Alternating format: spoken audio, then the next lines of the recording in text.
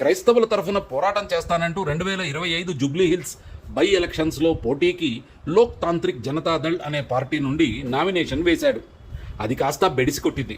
ఎన్నికల ఖర్చుల కోసం తలా 100 రూపాయలు వేయాలంటూ సోషల్ మీడియాలో ఒక వీడియోతో పాటు తన యూపీఐ క్యూఆర్ కోడ్ పోస్ట్ చేయడంతో రిటర్నింగ్ ఆఫీసర్ ఇచ్చిన ఫిర్యాదుతో జూబ్లీ హిల్స్ పోలీసులు కేసు బుక్ చేశారు.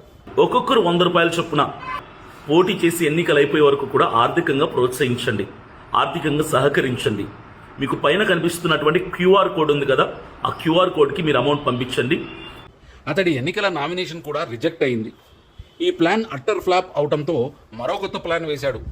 ఈసారి తానే స్వయంగా కొంతమందిని కూడగట్టి ఓ పొలిటికల్ పార్టీ రిజిస్టర్ చేసేశాడు.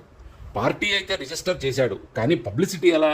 సరిగ్గా అప్పుడే వైఎస్ రాజశేఖర రెడ్డి తరహాలో పాదయాత్ర చేస్తూ గ్రామాలు తిరిగితే ఇంకే తనకు ఫుల్ పబ్లిసిటీ గ్యారంటీ అనుకున్నాడు.